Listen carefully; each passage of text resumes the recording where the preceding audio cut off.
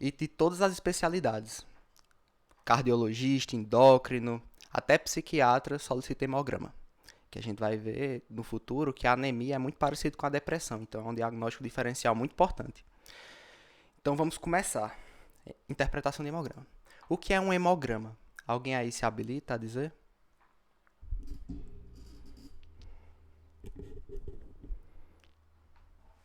Um exame que mede a quantidade de elementos figurados do sangue. Exatamente. O hemograma é a mesma coisa que um exame de sangue? Não, o exame de sangue é algo mais amplo. Por exemplo, a gente pode fazer exame de sangue só para pegar a tipagem sanguínea. Exame de sangue pode ser diversos exames, né?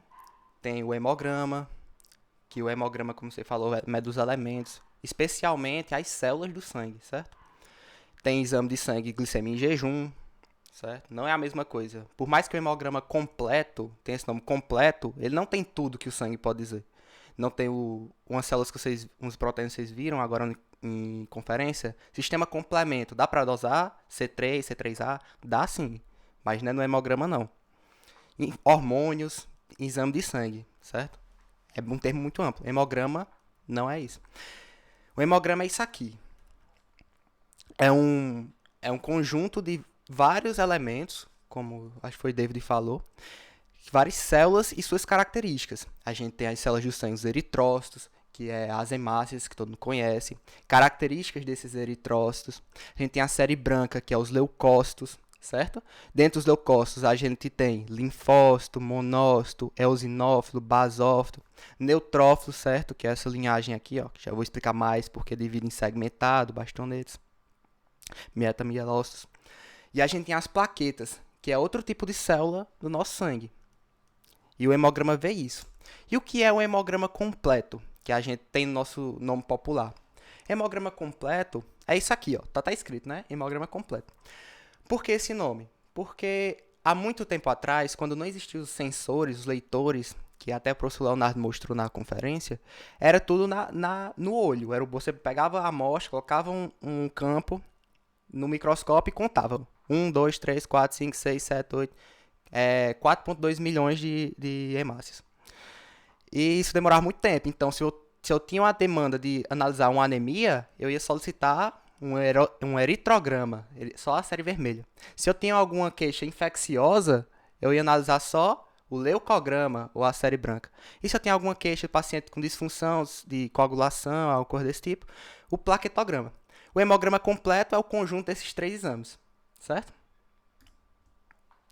Como eu falei, a gente vai analisar as células do sangue. A célula do sangue, eu acho que vocês viram no tutorial, que tem as linhagens, né? Tem uma linhagem linfóide, uma linhagem mieloide.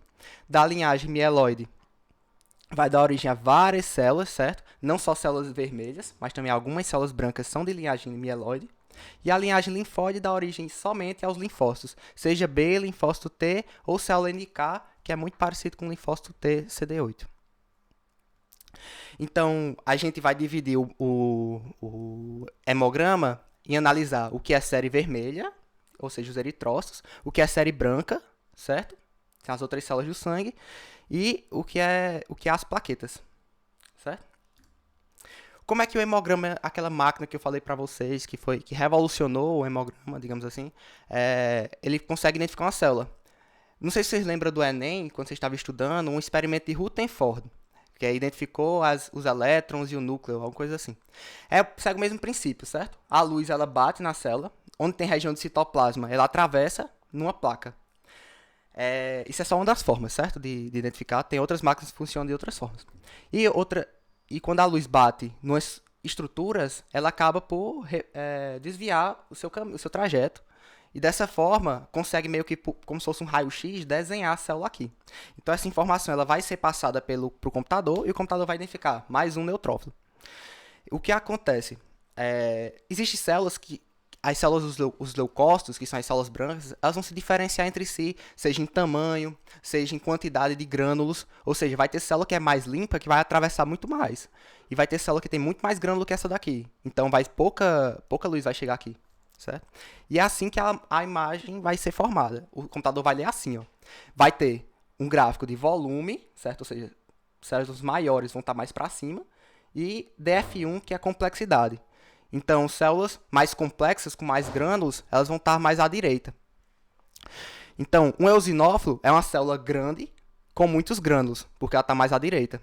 Um linfócito, ela está mais para baixo, ó, no volume, e está mais para a esquerda. Então, ela é uma célula pequena, sem grânulos, certo? Neutrófilo, tamanho intermediário, com mais ou menos grânulos. E monócito, uma célula muito grande e com pouquíssimos grânulos. Aqui é o gráfico das hemácias. Lucas, licença. Você Pode pode falar. repetir novamente essa parte Certo. do que é que diferencia? Ó, quando a máquina passa assim, ela vai passar, ele identifica a quantidade de grânulos que tem e a quantidade de tamanho do citoplasma. Então, a partir disso, ela vai jogar as informações aqui. Então, os eosinófilos, num gráfico de volume por complexidade, DF1, que é a quantidade de grânulos, digamos assim, os eosinófilos vai ter muito volume, ó, tá lá para cima, certo, na altura, e vai ter muitos grânulos. Ou seja, vai estar bem à direita aqui, certo? Os linfócitos é o contrário. O volume dele é pequeno e vai ter pouco grânulos, certo? Os neutrófilos também intermediário ali, né? Nem tão grande e também não tem tantos grânulos. E os monócitos quase não tem grânulo, muito poucos grânulos, mas são células gigantes. Então, se a célula for grande, vai ficar para cima. E se tiver muito grande, vai ficar para a direita. Isso, exatamente. Vai ficar mais para a direita. Beleza. É assim que ele identifica. Obrigado. Então, ele não identifica, isso é um neutrófilo. Ele identifica assim. Tem a quantidade de grânulos X, então parece um neutrófilo. E aqui é o gráfico de hemácias, certo? Ele vai identificar o tamanho dessas hemácias. Ó, red blood cells. As hemácias geralmente têm esse tamanho por aqui, ó. Certo? Mais ou menos aqui 80, 79. Quanto mais curta esse diâmetrozinho dessa curva, certo? Mais uniformes são essas hemácias. Certo? Se a curva tivesse muito achatada, eu teria muitas hemácias com 200, muitas hemácias com 50, com 100. Então, teria uma curva achatada. Isso é importante saber? É mais por curiosidade, porque a gente não vai receber o exame assim. A gente recebe isso aqui, ó. Certo? Aqui na emergência, quando você solicita um hemograma na máquina, vai receber tipo um papelzinho daqueles de recibo de cartão, amarelozinho, com todos esses dados desse jeitinho aqui. Então, a gente não vai precisar olhar, contar essas bolinhas. A máquina conta e diz aqui. Tantos por cento são neutrófilos. Tantos por cento são linfócitos, monócitos, eosinófilos, basófilos, red blood cells, que é hemácias, características das hemácias, hemoglobina, hematócrito, volume corpuscular médio, isso a gente tudo vai debater direitinho. Plaquetas, certo? Então a gente recebe isso.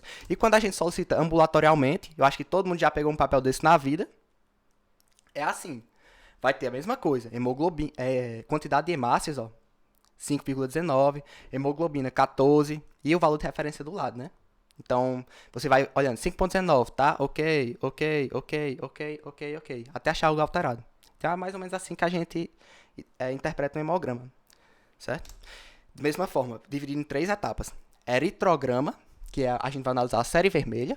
O leucograma, que a gente vai analisar a série branca. E é o plaquetograma, ou série de plaquetas. E vai ser assim que vai ser nossa aula hoje. A gente vai dividir em 3 partes. O eritrograma, leucograma e plaquetograma. Começar pelo eritrograma, que é o mais completo exame que tem dentro do hemograma completo. Como eu falei, né, o plaquetograma vai ser da linhagem mieloide e as células das células das unidades formadoras de eritróides, os eritrócitos. Certo? O eritrograma, o que é que ele vai dar? Primeiro, ele tem dados quantitativos e dados qualitativos. O que é um dado quantitativo? O mais simples, contar quantas hemácias tem. Sexo masculino e sexo feminino tem diferença? Tem. O sexo masculino é de 4,4 milhões a 6 milhões e o sexo feminino 3,9 milhões a 5,4 milhões. Por que isso? Porque o sexo masculino tende a ter mais androgênios, hormônios andrógenos. Então, os andrógenos eles tendem a fazer com que produza mais hemácia, certo? Tende a fazer uma eritropoese maior.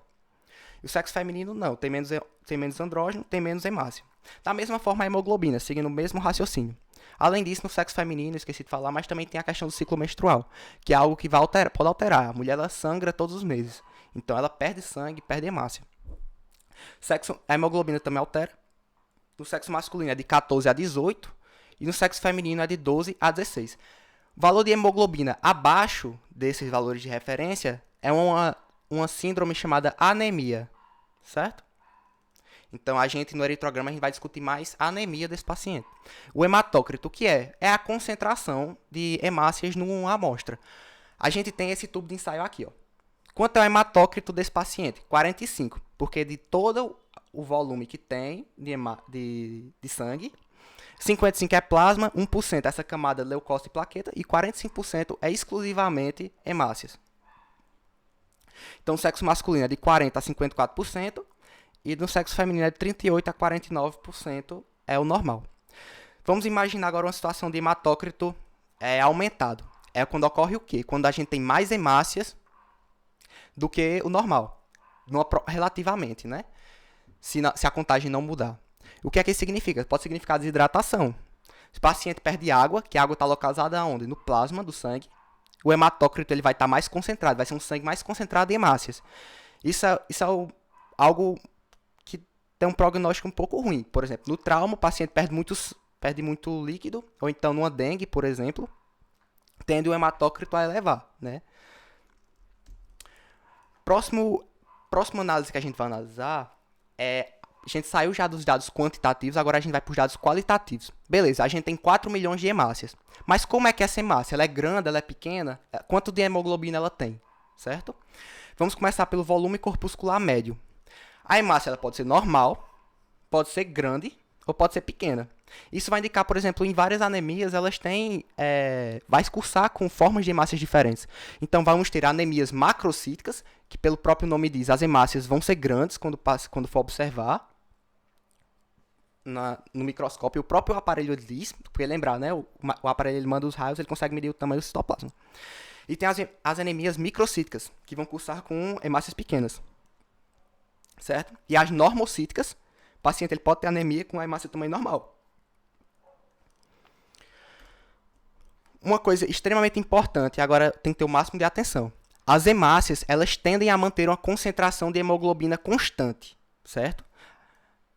Vamos agora entender direitinho esse conceito, essa coisa muito importante, com um exemplo. Anemia ferropriva. Todo mundo conhece, e eu acho que é a causa mais comum de anemia. A anemia ferropriva é uma anemia por redução da produção de hemoglobina pela carência do ferro. A hemoglobina, não sei se vocês viram em funções, mas ela é composta por 4 subunidades, né, globina, e as subunidades M, né? E na M tem o ferro, 2+. Então, se o paciente ele tem concentração de hemoglobina baixa, de ferro baixa, ele vai produzir menos hemoglobina. Então, vai ter uma dificuldade maior de produzir hemoglobina. Eu tenho menos hemoglobina, vamos analisar aquele conceito. A hemácia tende a manter uma concentração constante, certo? Tende a manter a concentração constante. Isso é densidade, massa sobre volume, mas pode ser qualquer coisa aqui. Se eu tendo a ter uma quantidade de hemoglobina... Não, se minha hemoglobina está baixa, mas eu quero manter a minha densidade constante, minha concentração constante, o que é que eu tenho que fazer com o meu volume da minha hemácia? Alguém se arrisca a dizer?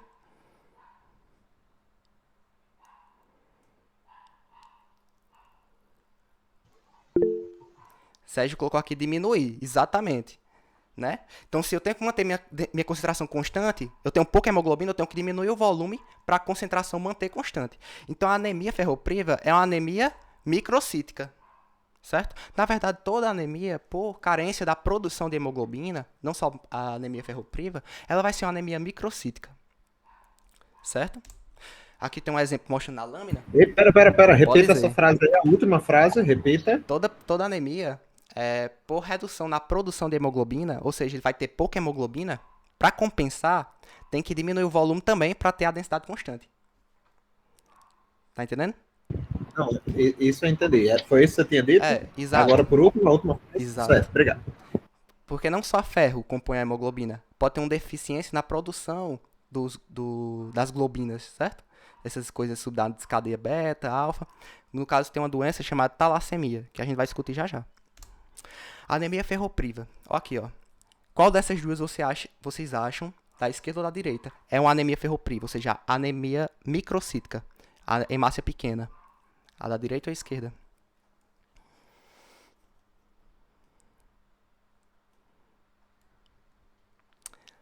A da direita. Muito bem. Como é que eu sei isso? Eu não tenho uma régua para medir o tamanho dessa hemácia, mas eu posso comparar ela com outras estruturas. No caso, isso aqui é um leucócito, é uma célula branca. Então, olha aqui, ó, o leucócito, o núcleo desse leucócito está quase do tamanho da hemácia. Aqui está muito maior do que a hemácia, então a hemácia que está diminuída, e não o linfócito, no caso, que está aumentado, certo? Anemia microcítica. E as macrocíticas, certo?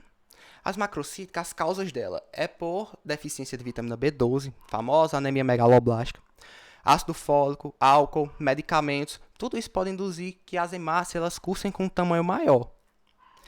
Então, vamos entender, pegar o mesmo raciocínio. Se as anemias microcíticas ela tem uma produção de hemoglobina diminuída, as macrocíticas elas vão ter uma aumentada? Não necessariamente, certo? Aqui já começa a mudar uma coisa. Mas a fisiopatologia está aqui, ó. Ocorre um retardo no amadurecimento das hemácias, certo? As hemácias, naquela linhagem eritroblástica, ela vai cursar desde o proeritroblasto, eritroblasto, basófilo, reticulócito, hemácia.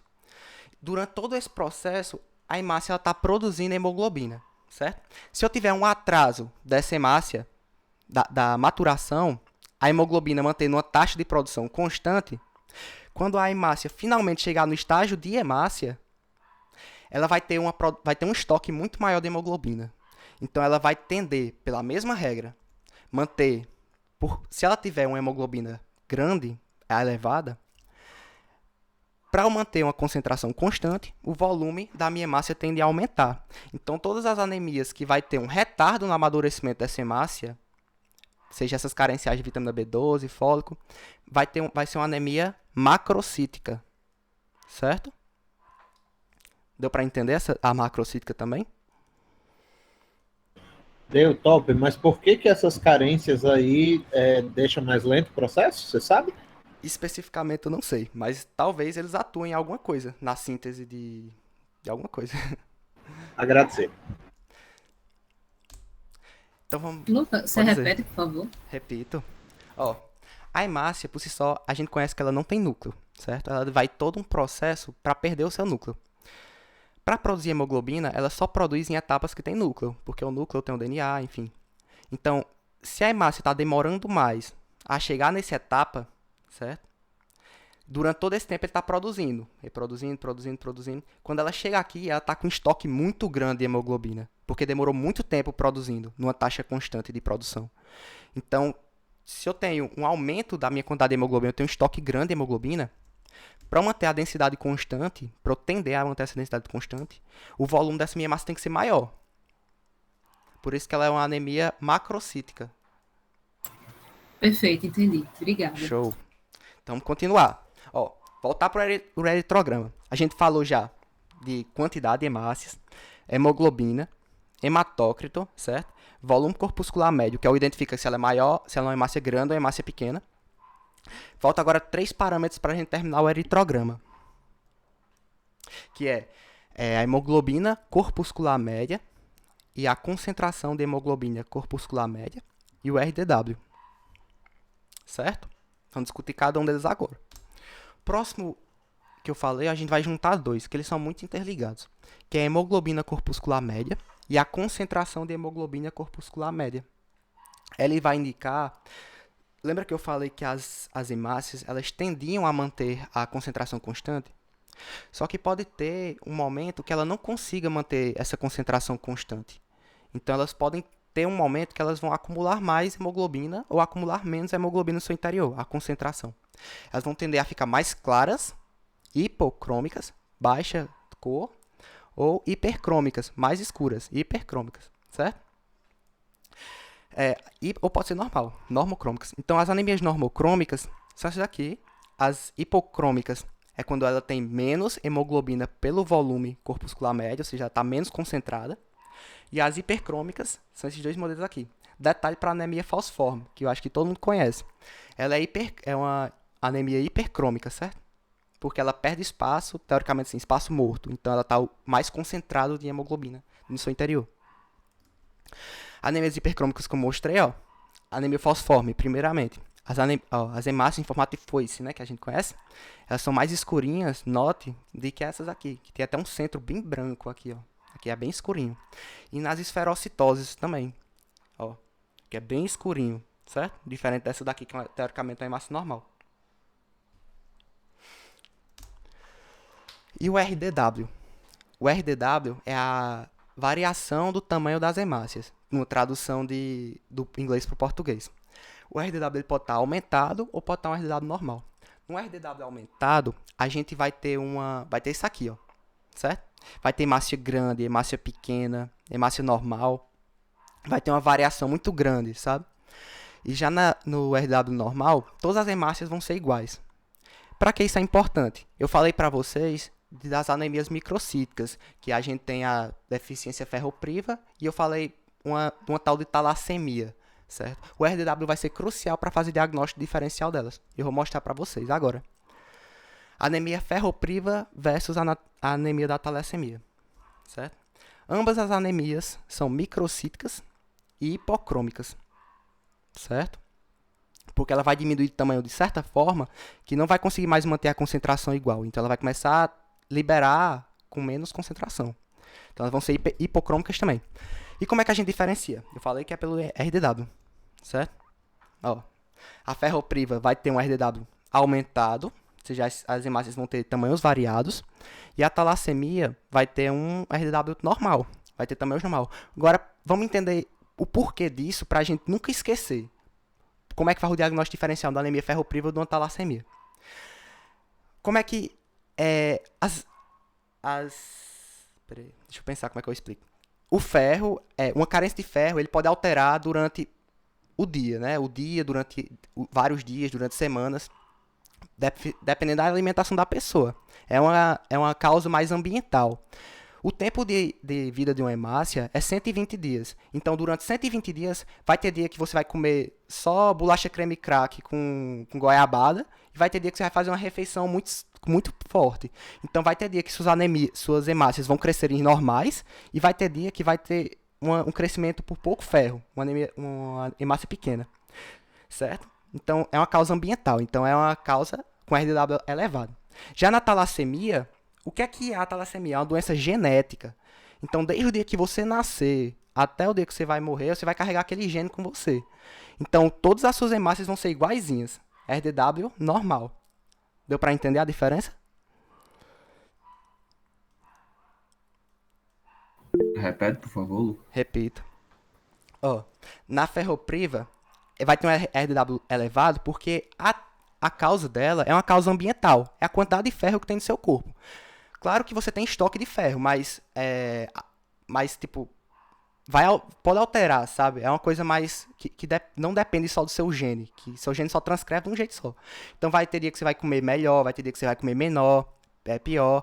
Então as suas hemácias vai ter dia que vai ter mais fraquinhas, vai ter dia que vai ser mais abastada, e assim vai. Já na talassemia, como é uma causa genética, todas as suas hemácias vão ser transcritas da mesma forma. Vai ter um atraso da produção de hemoglobina por causa genética. Então vai ser tudo igualzinho. É assim que faz o diagnóstico diferencial no hemograma.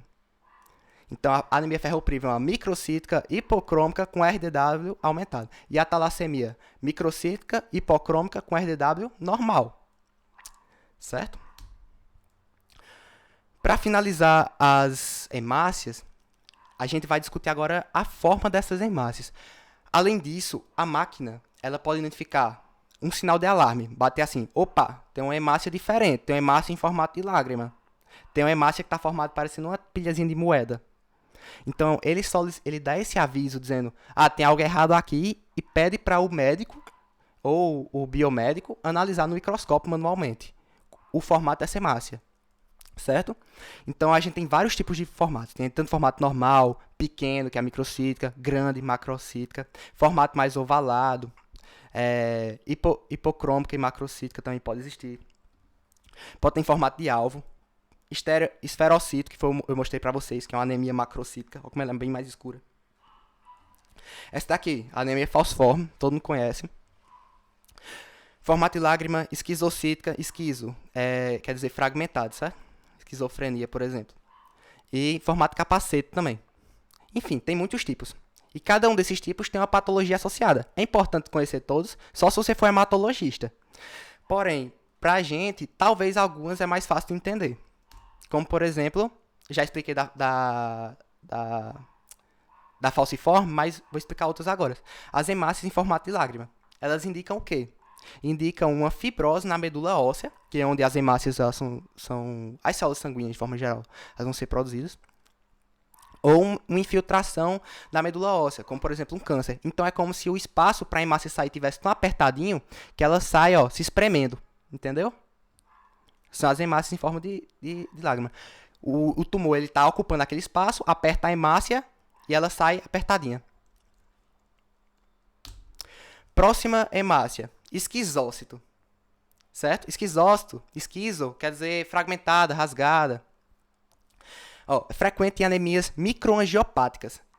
Certo? Microangiopáticas vem de microangiopatia, ou seja, está um problema nos vasos periféricos. Então a anemia ela sai da medula óssea normal, o problema não é na medula óssea, e quando ela vai passando pelos vasos, ela acaba batendo na parede, a parede está meio que fibrosada e ela é cortada no meio. Então, ó, pega um pedaço dela e vai para fora, tá vendo, ó? Tá vendo isso aqui, ó, bem clássico, ó, um pedaço para fora da hemácia. Essas são as hemácias, os esquizócitos, certo? Fenômeno de Rowleix, eu acho que é assim, Rowleix. Muito comum no mieloma múltiplo, certo? O que acontece é quando as várias hemácias elas se juntam, uma coladinha na outra, formando tipo uma pilha de moedas. Por que isso ocorre? Porque a hemácia ela perde carga na sua membrana e ela acaba não conseguindo fazer aquilo de carga positiva com carga positiva, se distanciar. Então, se ela perde carga, elas tendem a se unir. Então, ela meio que faz esses aglomeradozinhos de hemácia. Como no mieloma múltiplo, que é outra doença da hematologia. Corpúsculos de Howard-Jolly, certo? É quando a hemácia tem essas bolinhas dentro dela, ó, certo? Essas bolinhas mais roxas. Elas podem indicar uma asplenia, ou seja, uma ausência de baço, ou uma função esplênica diminuída. Ou seja, você já pode, o hemograma ele consegue até avaliar o baço da pessoa, né? Se tivesse presente de Howard-Jolly, tem uma função esplênica diminuída. Era isso, pessoal. O eritrograma. Alguém tem alguma dúvida? Lucas, como é que se formam esses corpúsculos? Esses corpúsculos é como se fosse desgaste. Porque o baço ele atua meio que para degradar. Então, é como se fosse... Ela tá tão velha, só que não tá sendo degradada, ela fica com rugas, sabe? Como se fossem umas coisas assim.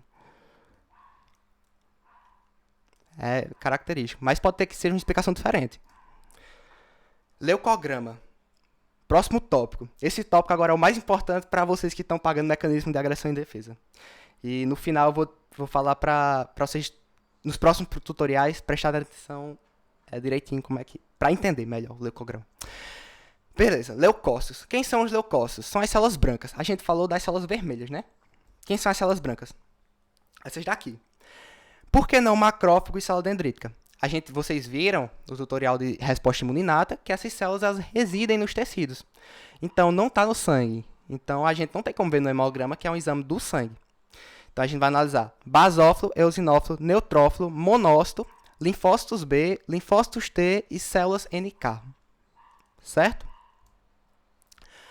Ó, como eu falei, leucócito ele vai ter basicamente dois tipos, né? Os polimorfonucleares, ou células segmentadas, que são neutrófilo, basófilo ou eosinófilo, e as células mononucleares, que têm apenas um núcleo, né, teoricamente na vista. E elas são 65% e aqui 35% das células do sangue. Opa. Por que o nome polimorfonucleares? Ó, aqui é um núcleo só, mas dá o aspecto de 3 núcleos. Então é um polimorfo, certo? Tem um formato de vários núcleos. Aqui do mesmo jeito. E aqui também. Diferentemente daqui, que até você pode dizer que parece um pouco, mas é conhecido por não ter. E o linfócito que não tem como errar. É um núcleo bem redondozinho.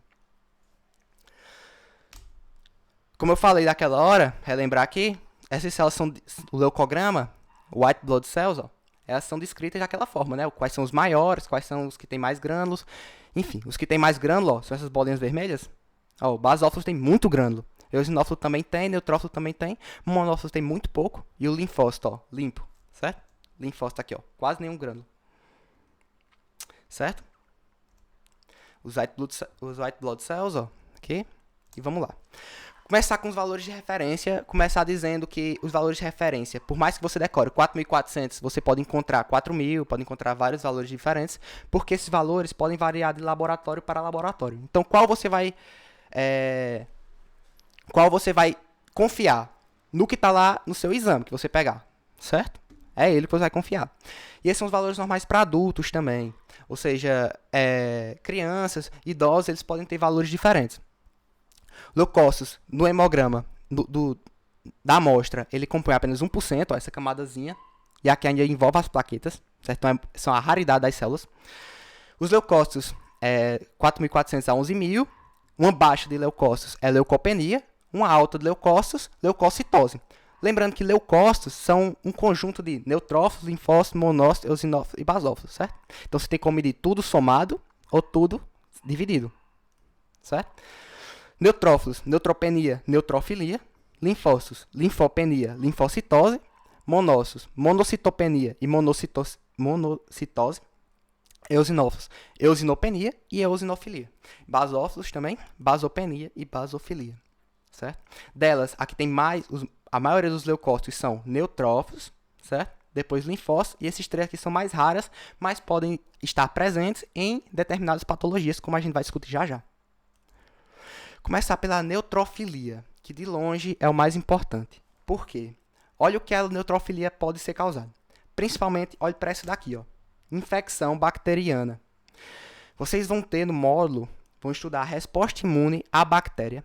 Vocês vão estudar a resposta imune a vírus. Vão estudar uma conferência, resposta imune a helmintos. Vocês já viram um pouco os helmintos, né? Mas vocês vão estudar a resposta imune a eles. A fungos, eu não sei se vê, mas preste atenção quando você for estudar resposta imune à bactéria, o papel dos neutrófilos nisso. O sufixo filia, ele significa, tipo, é mais ou menos, tipo, filosofia, é amigo da sabedoria. Filia significa amigo, amor. Não, é tipo assim, porque penia é diminuição, ose é aumento, aí filia Filia seria... também. É porque, eu esqueci de falar, mas a gente não fala neutrocitose. A gente fala neutrofilia e é eosinofilia. Significa aumento, certo? Perfeito, era isso aí, obrigado. Pronto. Então, infecção bacteriana. Decora isso. Neutrofilia e infecção bacteriana. É todas? Não, mas é a maioria. Entendeu? Claro que vão ter bactérias atípicas, bactérias micobactérias, que vão ter respostas diferentes, mas a maioria vai ser neutrofilia. Estresse, cigarro, tudo que causa inflamação causa um recrutamento de neutrófilos, tá? Aquela de AP10. Vocês já até estudaram, certo? E quando é que você fala neutrofilia com desvio à esquerda? Que é muito comum falar. O que é desvio à esquerda? Toda célula ela tem uma linhagem. Então, a linhagem dos neutrófilos ela vai começar com os mieloblastos, depois vai ocorrer um aumento do citoplasma proporcional ao núcleo e vai formar o promielócito. Depois, o mielócito, ele vai... a célula ela vai se deslocar para a periferia, certo? Depois o metamielócito, meta significa metade, então vai correr um sulcozinho na metade do núcleo. Depois o bastonete, que é quando esse sulco ele já vira uma fissura, digamos assim, ele já fica bem substancial. E os linfócitos segmentados, que são os linfócitos maduros, certo? Então o desvio à esquerda nada mais é que quando você tem um hemograma de neutrofilia com presença de bastonetes acima de 700 ou até outras células daqui para trás. Mas quanto mais para cá, pior o prognóstico. Vocês entendem por quê? Porque quanto mais para cá, é assim, a célula vai estar amadurecendo. A gente tem uma reserva. Então, se a demanda for igual à nossa reserva, vai ser só isso aqui. Certo? Vai ser só a célula madura. Quando a demanda é maior do que a nossa reserva, começa a mandar células que não têm, infecção pesada. Ele começa a mandar células que não estão prontas ainda para o combate, mas tá precisando, tem que mandar. Então vai começar a bastonete. Então quando o bastonete tem acima de 700, já tem você pode considerar desvio à esquerda. É normal ter um bastonete abaixo de 700? Não é tão normal não, mas pode ter e ser considerado normal, certo? E se tiver mieloblasto, aqui já o prognóstico já é muito ruim, certo? A tendência é eu gastar todo o meu estoque de segmentados, depois eu gastar todo o meu estoque de bastonete, depois eu gastar todo desse, depois todo desse, para então aparecer uma célula só de blastos, que é a célula mais tronco, digamos assim. Esse é o que a gente chama de desvio à esquerda escalonado. Ele respeita uma sequência, ele tende a ser benigno e reacional, ou seja, tende a ser, como a Jairo colocou, uma infecção pesada. Porém, a gente tem também o desvio à esquerda não escalonado, que é quando eu tenho isso aqui e eu tenho isso aqui, mas eu ignoro tudo que está no meio e minha medula começa a mandar blastos por algum motivo, certo? Isso é chamado de desvio à esquerda não escalonado e esse fenômeno se chama hiato leucêmico. Eu acho que muitos de vocês já ouviram falar de leucemia. Ele está associado a leucemias agudas. Esse desvio à esquerda não escalonado. Certo? Ou seja, isso aqui, ó, péssimo prognóstico. Tiver até isso aqui, ainda é uma infecção normal. Tratar com antibiótico, tranquilo. E desvio à direita, existe? Existe sim. Mas o que é que está acima disso aqui? Se a tendência desse núcleo é se segmentar, se eu tiver uma hipersegmentação, ou seja, mais de 5 núcleos falsos, assim, o formato dessa célula parental tem mais de 5 núcleos, eu considero um desvio à direita. E ele está associado também no atraso na maturação desses neutrófilos. E muito associado também à anemia megaloblástica, ou seja, eu geralmente posso encontrar também anemia nesse paciente, no caso vitamina B12, B9, como a gente viu que é o ácido fólico, enfim. Eu falei para vocês de leucemia mieloide aguda. Essa célula aqui, ela é um blasto, ou ela é uma célula, ou é um neutrófilo. Ó, olha a morfologia. Blasto, neutrófilo. Qual ela é? Todas essas, na verdade.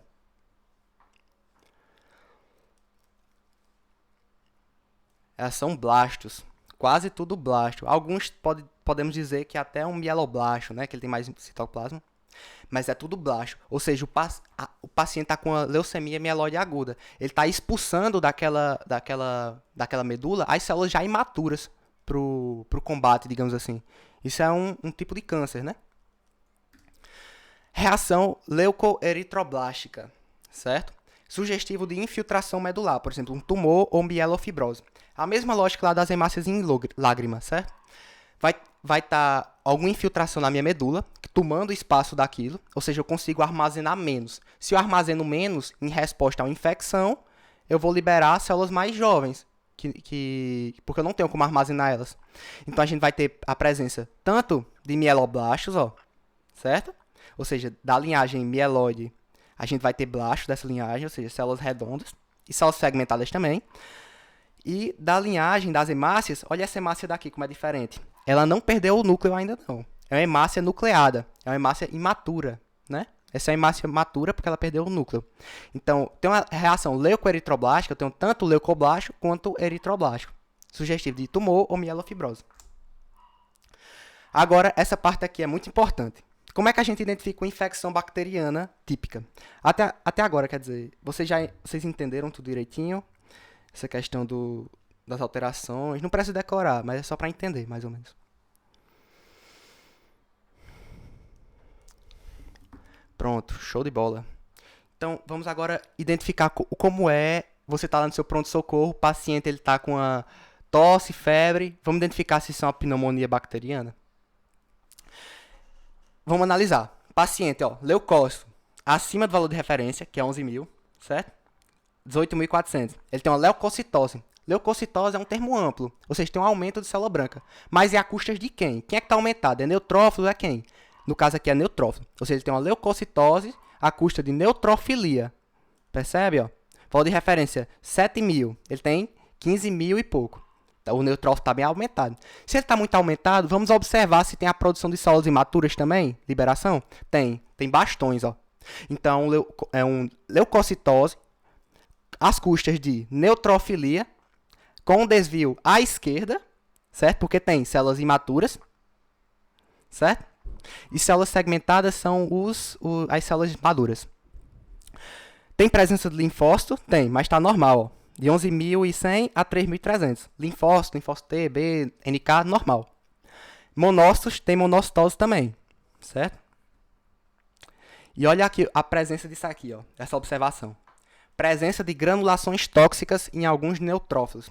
É um sinal de fagocitose de patógenos. O que é que significa? O neutrófilo ele vai fagocitar aquela bactéria e ele vai receber estímulo de linfócitos para estimular a produção de grânulos, né? Lembrar que ele é uma célula granulada. Para esses grânulos contém enzimas lisossomais. Então, aqueles grânulos é como aumentar a munição desse neutrófilo. Então, isso sugere uma infecção ativa, porque esse neutrófilo que está com presença de grânulos tóxicos, que é diferente daqueles grânulos que alguém perguntou, esses grânulos tóxicos é a arma que ele está tendo contra aquele patógeno. Então, a gente identificou aqui uma infecção bacteriana. A gente tem neutrofilia, com desvio à esquerda e sinal de fagocitose. Se tiver só neutrofilia, é infecção bacteriana? Pode ser sim. O mais leve, sem desvio à esquerda, né? Show. Todo mundo entendeu? Essa é a parte que eu acho que é a mais importante do hemograma. Da parte branca, né? Identificar uma infecção bacteriana. Show, 10/10. E a neutropenia, o que é? Neutrofilia, como o Jairo perguntou, é um aumento. E a neutropenia é uma diminuição. Então, a gente pode ter uma neutropenia leve, moderada, grave. Certo? E tem uma situação de agranulocitose, que é quando o paciente tem uma neutrofilia grave e abaixo de 200. Ele está muito relacionado ao uso de medicamentos, como antitireoidianos e clozapina. Certo? Não precisa saber causas de neutropenia, porque isso é muito específico. Neutropenia geralmente tende a ser um pouco mais grave, certo? Tem causas de cânceres, por exemplo, neutropenia febril. É uma doença que o pessoal que faz tratamento oncológico, ele pode desenvolver essa neutropenia febril. Depois vocês pesquisam.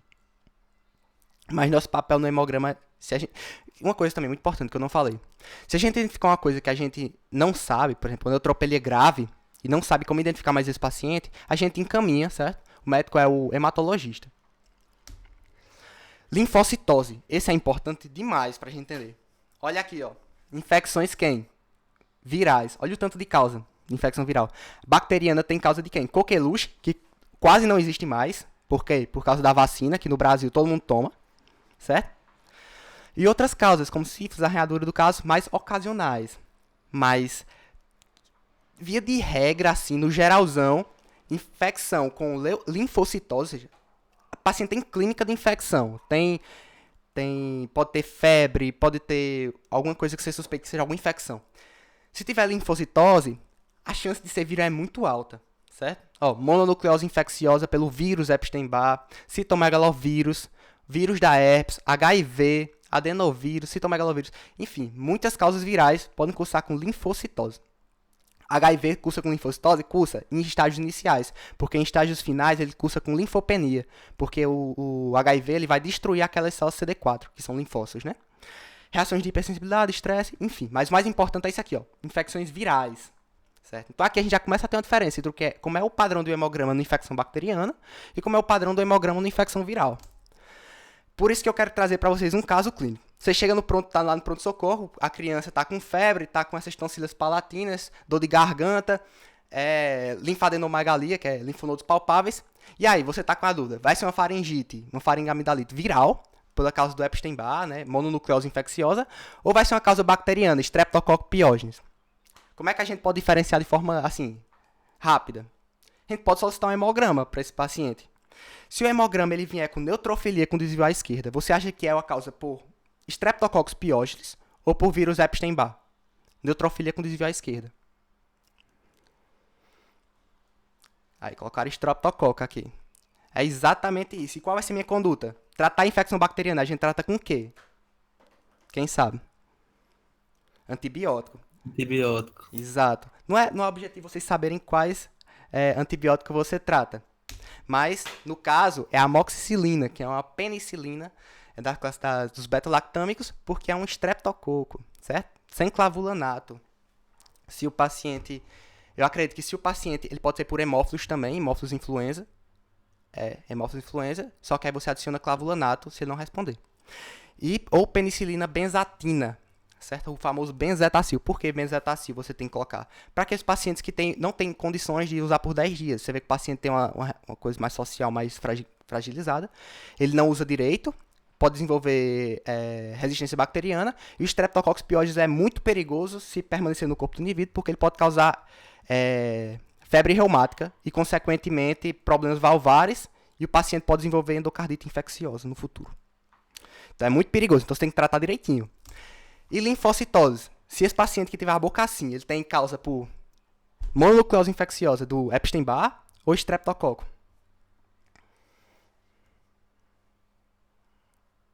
Se no hemograma vinha linfocitose.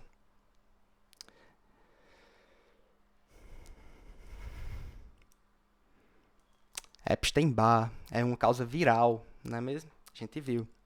E qual o tratamento de uma causa viral? Tratamento sintomático apenas. Não bota antibiótico não. Né? Anti-inflamatório, dipirona, paracetamol para corrigir febre, dor, repouso e hidratação oral. Sabe o que acontece se um paciente tiver a causa de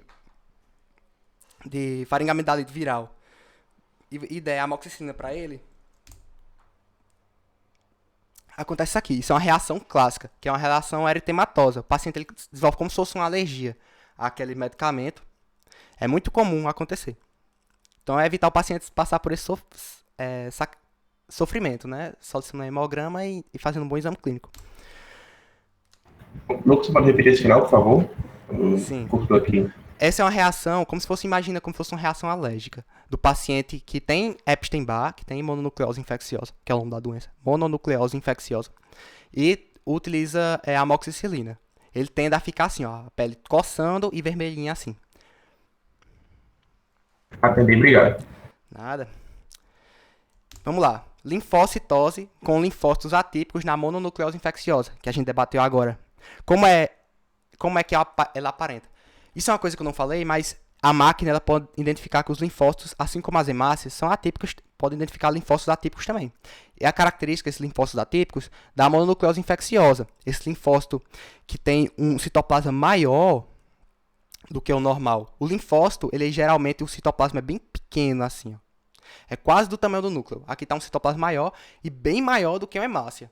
Lembra quando eu falei de hemácia, que eu falei que elas tinham, o tamanho da hemácia era praticamente o núcleo do linfócito? Aqui o núcleo está bem maior do que aqui. Então, é um linfócito atípico. E tem um linfócito atípico da coqueluche também. Certo? A linfocitose do linfócito atípico da coqueluche. Que o núcleo desse linfócito, ele tende, ó, tem uma fissurazinha. Certo? Característico da linfocitose com coqueluche. Da bactéria Petrúcis. Que também está no cartão vacinal, né? E a eosinofilia. Eosinofilia é aumento de quê? De eosinófilos, correto? E quando é que a gente tem aumento de eosinófilos no nosso corpo? Eu quero que vocês decorem isso aqui, ó. Alergia, certo? Certo? Por exemplo, rinite alérgica. O paciente tá lá espirrando. E a mãe não aguenta mais, com o olho vermelho, vai pro pronto-socorro para o médico passar algum exame, passar algum remédio. O médico vai...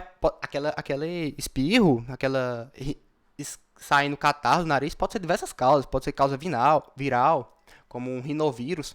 Porém, mas também pode ser rinite. Então, se eu solicitar um hemograma e identificar uma eosinofilia, eu imagino que aquela causa seja uma rinite alérgica. Porque o eosinófilo quase não tem no sangue normal.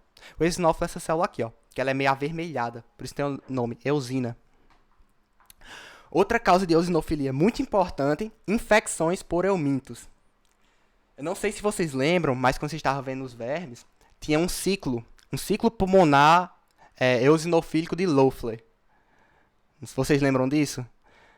Que até tem... que ele vai cursar com a eosinofilia. Então, na fisiopatologia da doença, ela vai mostrar para mim como é que esse hemograma está aparecendo. Então, se eu tenho um ciclo eosinofílico, eu vou ter eosinofilia. Então, doenças eumínticas, clássico de eosinofilia, certo? Protozoários também podem alguns, fungos alguns. IgE também, exatamente. Vocês vão estudar reação alérgica ainda nesse módulo. É muito interessante. Neoplasias tem também, mas o mais importante, como eu falei, ó, alergia, infecção por euminto. Se for para anotar, anota essas duas, que é o mais comum, né? Você não vai atender um paciente com... Sim, pode até atender, né? Identifiquei uma neoplasia, uma leucemia mieloide crônica porque o paciente está com eosinofilia. Você não vai identificar só por isso, né? Mas isso aqui você faz o diagnóstico diferencial só com isso. Alguma dúvida de leucograma, pessoal? Tá quase terminando a aula.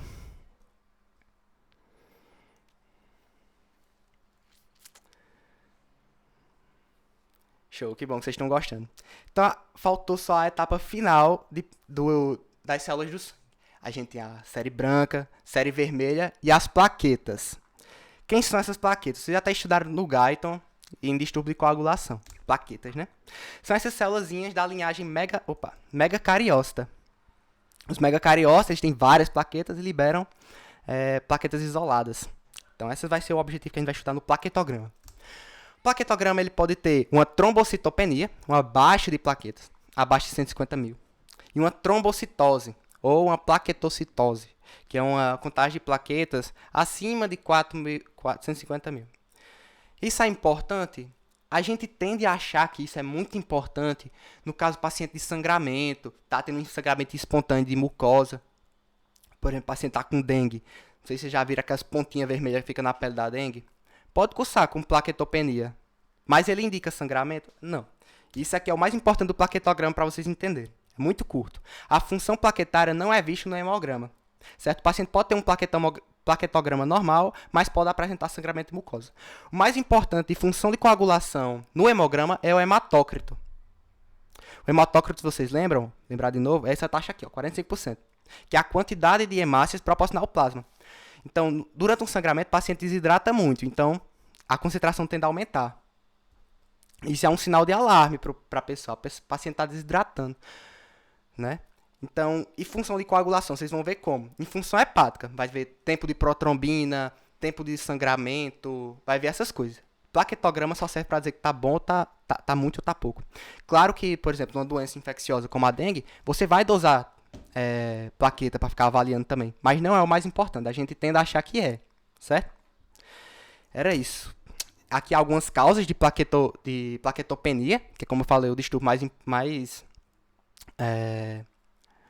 importante, os distúrbios de plaqueta, é baixa plaqueta. E a gente tem diversas, né? Tem causas primárias, tem causas secundárias.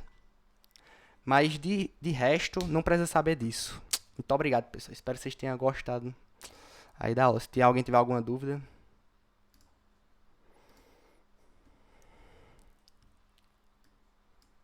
Muito obrigado, Luca, pela aula. Foi muito massa.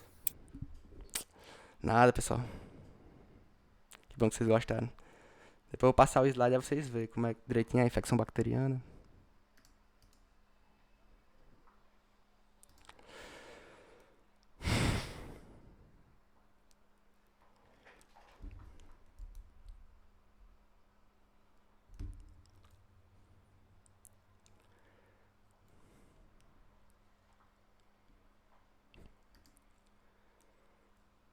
Luca, tu Diz. tem indicação de referência para esse assunto? Que eu nunca sei, sabe? Um livro para estudar assim essas coisas. Ixi, indicação de referência. Uma indicação que eu posso dar é pensar na fisiopatologia das doenças. Como, por exemplo, você vai estudar a resposta. O próximo tutorial eu vou dar um spoiler, mas a resposta imune é a bactéria. Então você vai ver que tem neutrofilia. Mas indicação de referência. Eu sei que tem um livro de interpretação de hemograma, que a capa é Sim, é isso vermelha com mesmo, eu queria amarela. saber. Eu acredito que ele seja bom. Certo, entendi. Obrigada. Foi show. Nada.